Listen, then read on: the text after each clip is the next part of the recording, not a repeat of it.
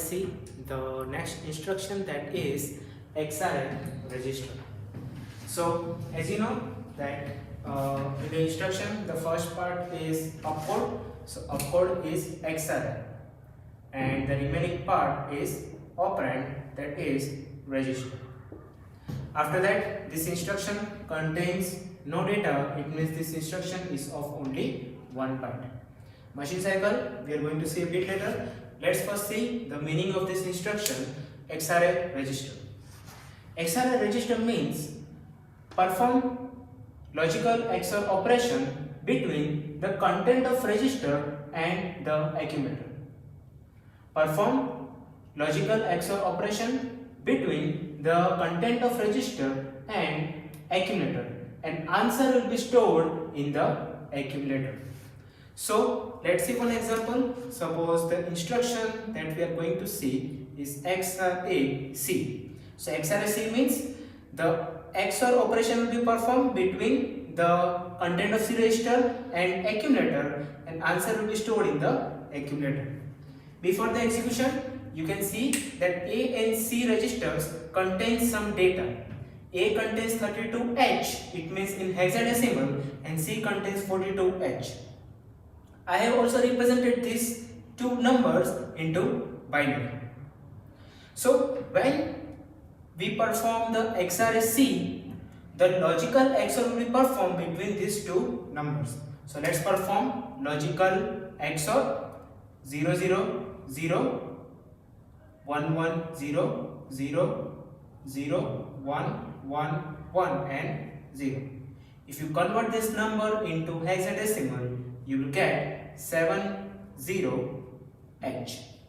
So after execution, you can see that in the accumulator the answer will be 70H, and in the register C the data will remain unchanged. So in the register C the 42H will be there. Because this instruction is logical instruction, three flags will be affected according to result, and these flags are the sign flag, parity flag and the zero flag. Now let's discuss the machine cycle. Now we know that this instruction is of only one byte. It means when we give this instruction to the memory, it will occupy only one memory location. So suppose the example is XRAC, and when it is given to the memory, it will occupy only one memory location. After instruction is stored, the processor will start doing its task, that is to fetch, decode and execute. To fetch the instruction, the processor will perform the first machine cycle, that is opcode fetch. Now when microprocessor will perform the opcode fetch, this whole instruction will be transferred to the memory. After this instruction is this whole instruction will be transferred to the microprocessor. After this whole instruction is transferred to the microprocessor, the processor will decode that instruction. After decoding, the processor will execute. Now if you pay attention, during the execution, what is happening, that the XOR is performed between two registers, and these two registers are part of the microprocessor, and the answer is stored in the accumulator, which is again part of the microprocessor. It means during the execution no interaction with memory is happening. So it means for this instruction only one machine cycle is needed, that is opcode fetch, and this is it for this instruction. Okay, now let's see the instruction, that is XRAM. In this instruction, the first portion it is opcode, that is XRA. The remaining part of the instruction is operand, and operand is M. As you can see, no data in the instruction. It means this instruction is of only one byte.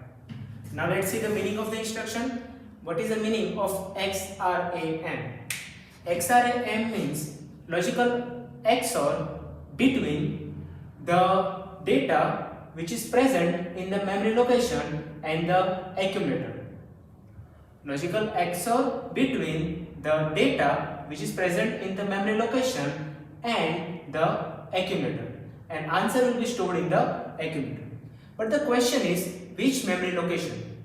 So always remember, whenever you see in the instruction, when M is present, when in the instruction M is present, it means the memory location, but which memory location?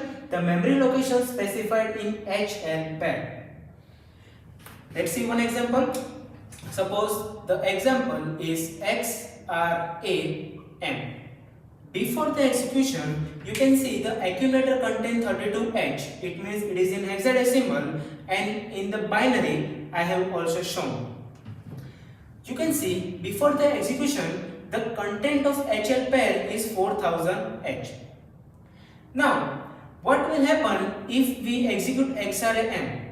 XRAM means logical XOR between the content of memory location specified in HL pair. So in HL pair 4000H is specified.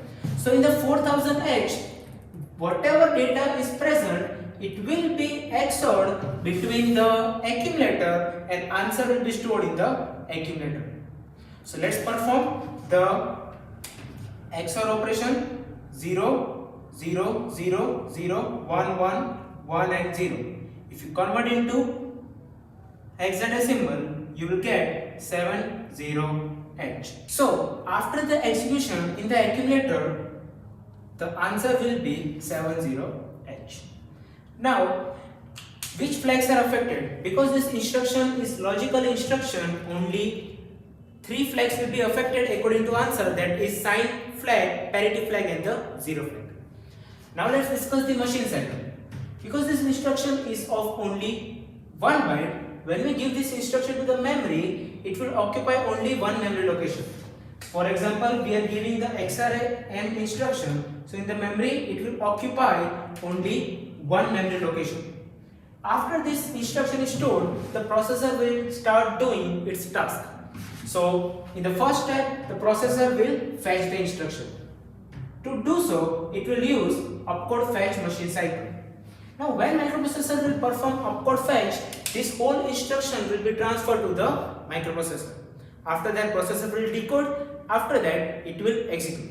Now during the execution, what is happening, that logical XOR is being performed between two numbers, the accumulator and the content of memory location. Processor cannot perform any task in the memory location directly. The processor has to read that memory location first. So it means to execute, processor has to first transfer the data which is present in the memory location. So when processor will perform the memory read, the data will be transferred to the microprocessor. After that, processor will perform the XOR operation and data will be stored in the accumulator. So in this case, 2 machine cycles will be required, that is opcode fetch plus memory read. Okay students, now we are going to see the instruction XRI 8-bit data. So you can see that in this instruction, the first part is opcode, that is XRI, and the remaining part is operand, 8-bit data. In this instruction, you can see that 8-bit value is present. When in the instruction 8-bit value is present, it means that instruction is of 2 bytes. Machine cycle, we are going to see a bit later. Before that, let's see the meaning of the instruction XRI 8-bit data. Now what is the meaning of XRI 8-bit data? XRI 8-bit, it means XOR immediate of 8-bit data with accumulator. XOR immediate of 8-bit data with accumulator, and answer will be stored in the accumulator. Let's see example. Suppose the example is XRI 42H. So XRI 42H means logical XOR between 42H and the accumulator, and answer will be stored in the accumulator. Before the execution, you can see that the accumulator contains 32H. H means hexadecimal. When it is converted into binary, you will get a number like this. 42H is also represented in the binary. Now, when this instruction is executed, the XOR will be performed between these two numbers. So let's perform XOR 0, 0, 0, 0, 1, 1, 1 and 0. If you convert into hexadecimal, you will get 70H.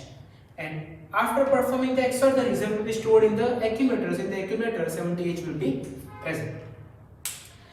As this instruction is logical instruction, it means only 3 flags will be affected according to result. The sign flag, zero flag and parity flag. Now let's see the machine cycle. So first of all, when we give this instruction to the memory, the instruction will be stored. Because this instruction is of 2 bytes, it will occupy 2 memory locations. Now this instruction XRF42H, when it is stored in the first location, the opcode will be stored, and second, data will be stored. Now after the instruction is stored, the processor will start doing its task, that is to fetch, decode and execute. To fetch, processor will perform the first machine cycle, that is opcode fetch. When microprocessor performs the opcode fetch, only XRI will be transferred from the memory to microprocessor. The 42H remains. So to transfer this whole instruction, that is XRI 42H, only opcode fetch machine cycle is not sufficient. So processor has to perform one more machine cycle, that is memory read. So when opcode fetch and memory read is performed, this whole instruction will be transferred to the microprocessor. The processor will decode the instruction and execute. Now during execution, what is happening?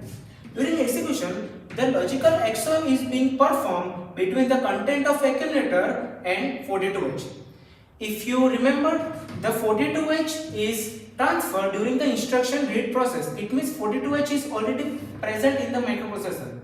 So processor will perform XOR between the content of accumulator and 42H, and result is stored in the accumulator. Again, accumulator is a part of microprocessor.